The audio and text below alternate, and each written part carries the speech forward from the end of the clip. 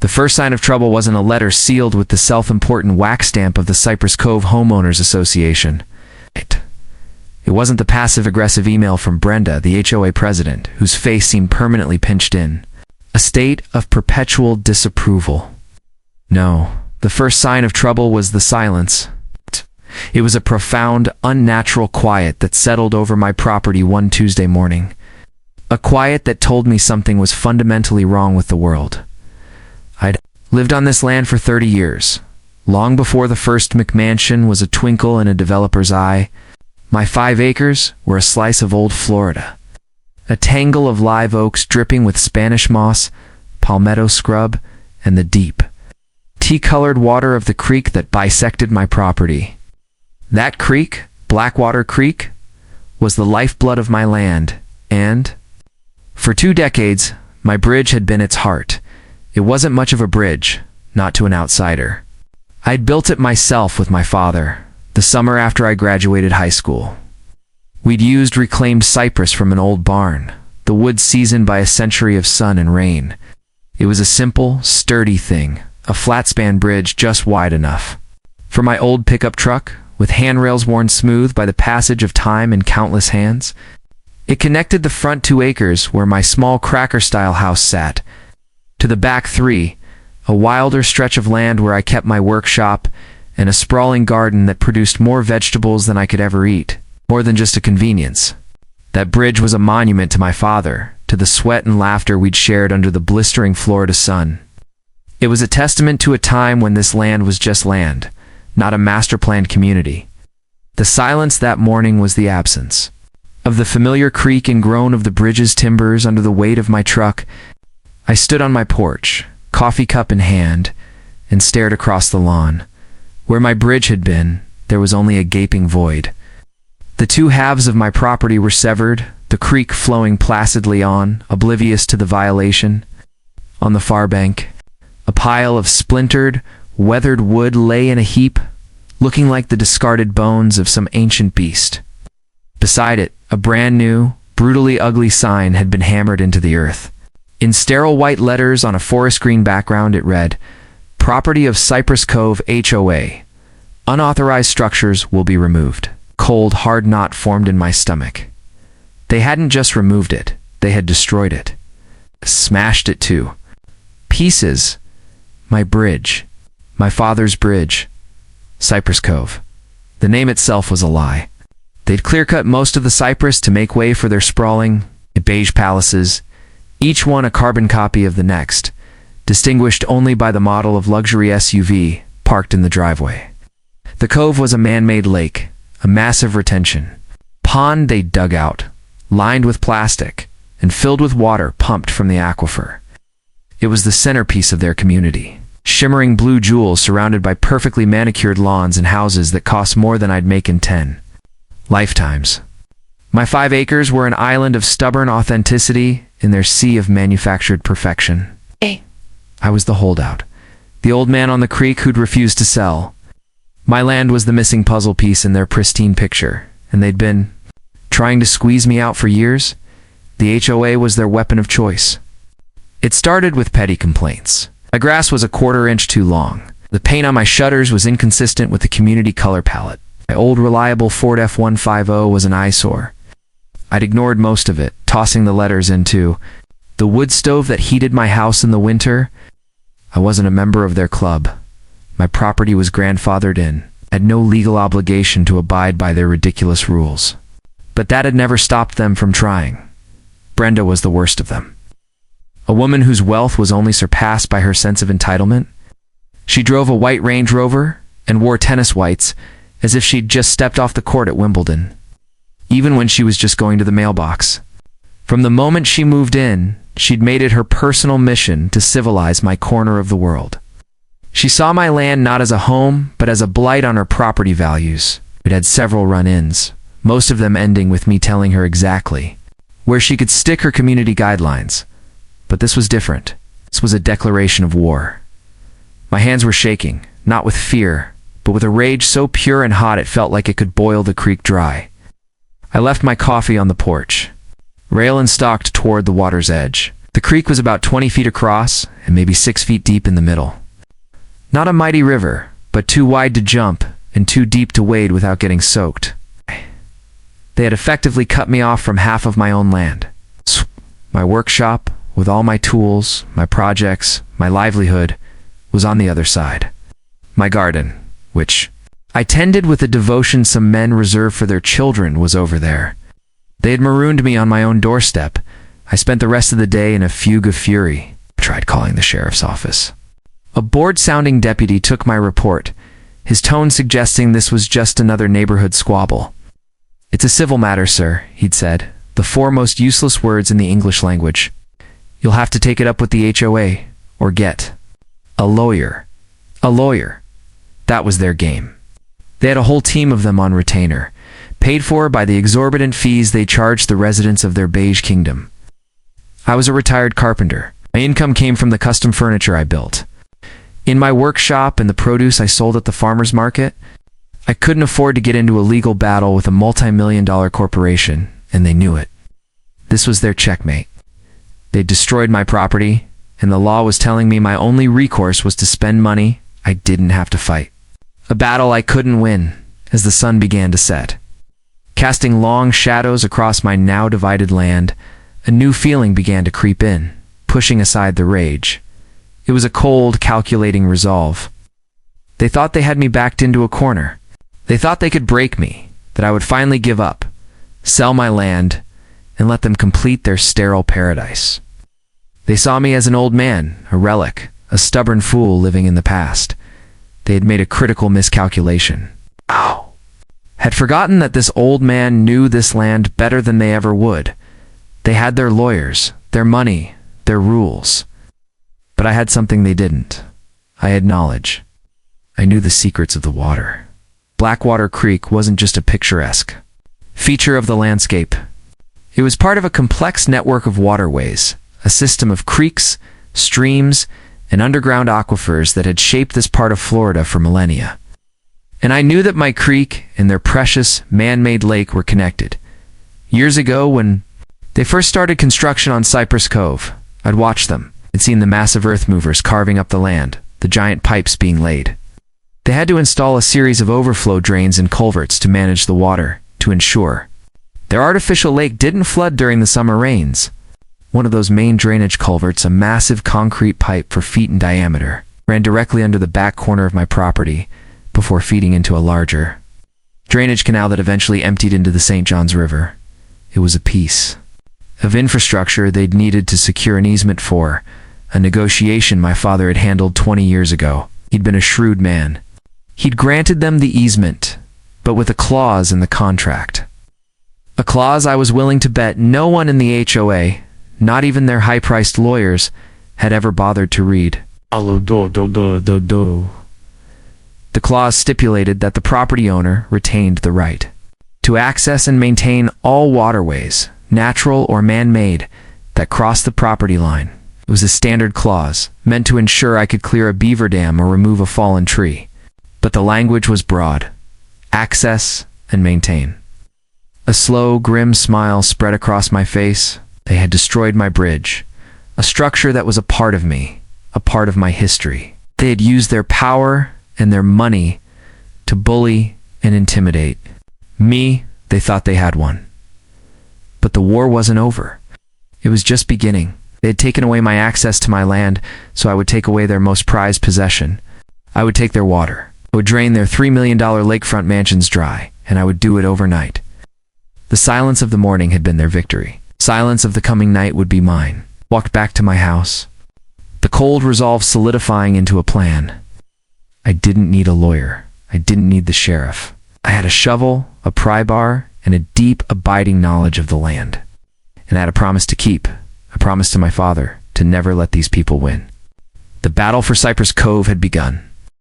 The plan was deceptively simple, born from a lifetime of working with my hands and understanding the simple, relentless logic of gravity and water. Water always seeks the lowest point.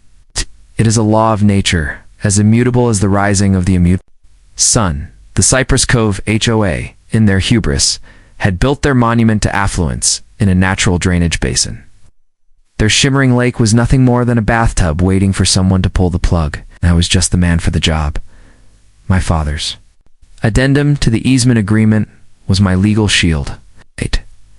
A dusty document I retrieved from the old metal file cabinet in my office. I read it again, the archaic legal language a balm to my frayed nerves. The grantor, it read, referring to my father, reserves for himself, his heirs, and assigns the perpetual right to enter upon said easement for the purpose of maintaining, repairing, or improving any and all natural or artificial watercourses, maintaining, repairing, or improving. The words were a beautiful legal poetry.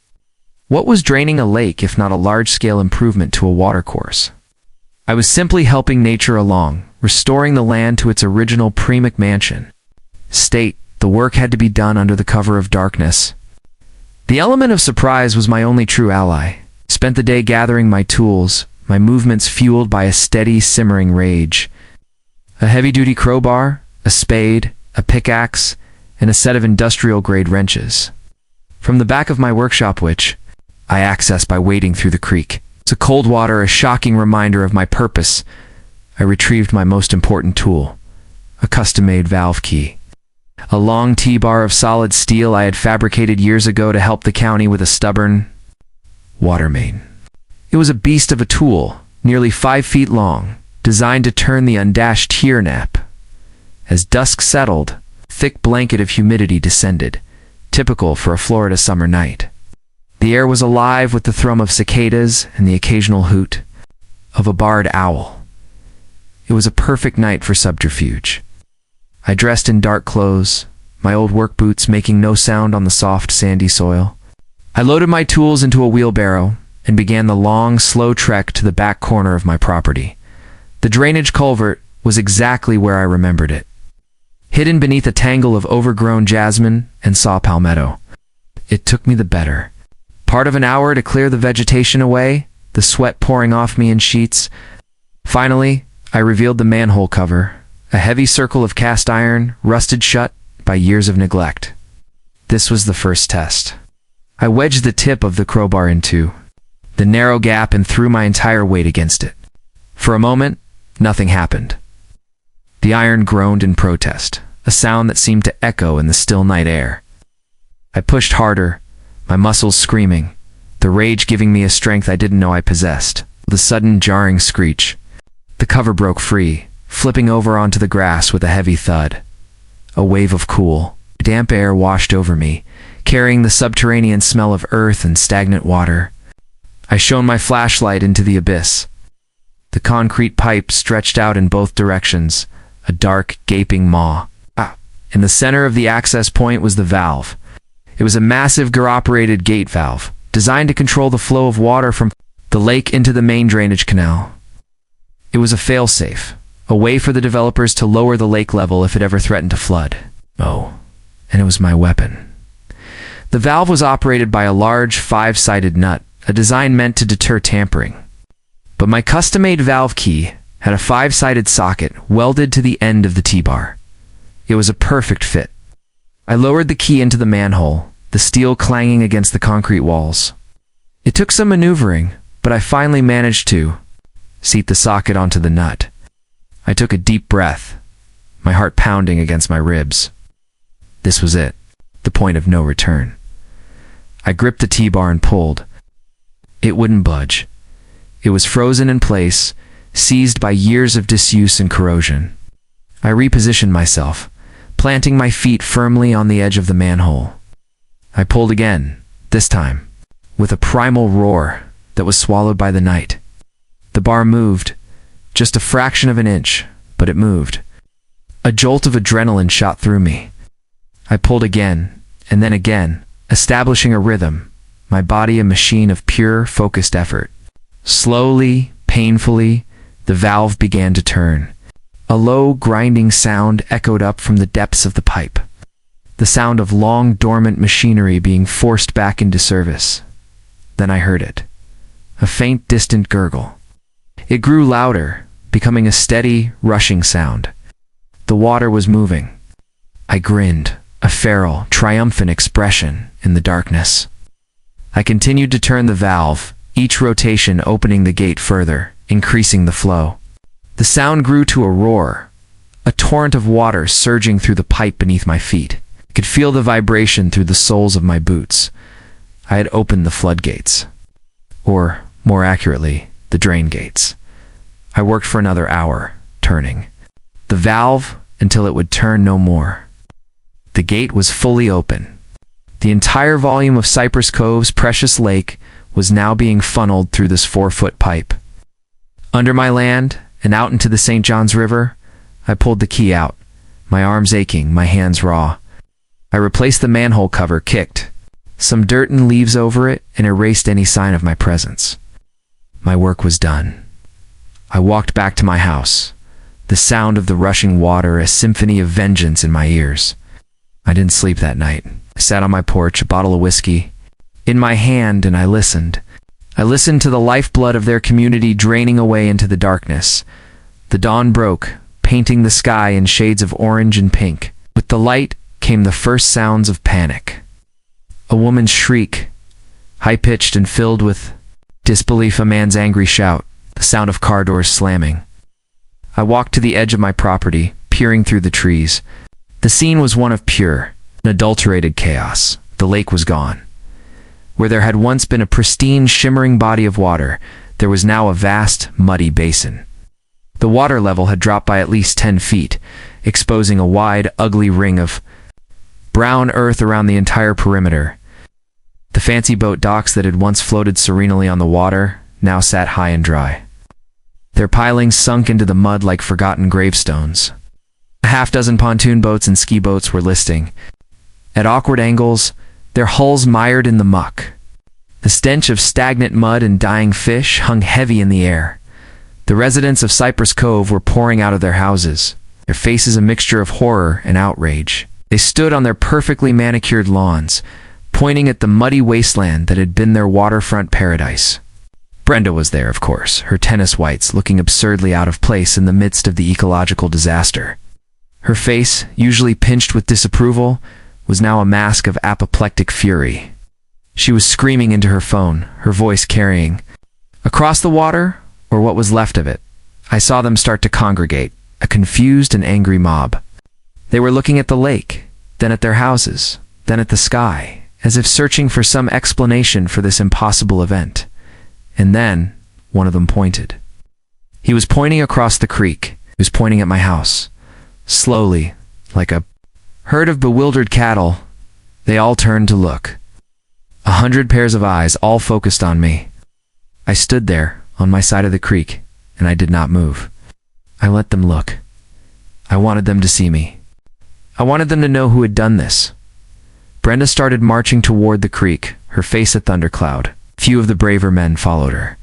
They stopped at the water's edge, separated from me by the same 20 feet of flowing water that now separated me from my workshop. "You," she shrieked, her voice cracking with rage. "You did this. You will pay for this. I will have you arrested. I will sue you for everything you have." I simply smiled, a calm, quiet smile. I didn't say a word. I just stood there and let her scream. Her threats were empty, and we both knew it. They had no proof. The valve was on my land, and according to the easement, I had every right to be there. They had destroyed my bridge, a tangible, physical object with a history and a soul. I had simply pulled a plug. I had let nature take its course. They had started this war. They had fired the first shot, but they had underestimated their enemy. They had thought they were dealing with a simple old man. They had forgotten that this land has its own rules, its own power, and that I was its keeper. The battle was far from over, but as I stood there, watching the chaos unfold in their manufactured paradise, I knew one thing for certain. I had won this round. I had a feeling the next one would be even more interesting.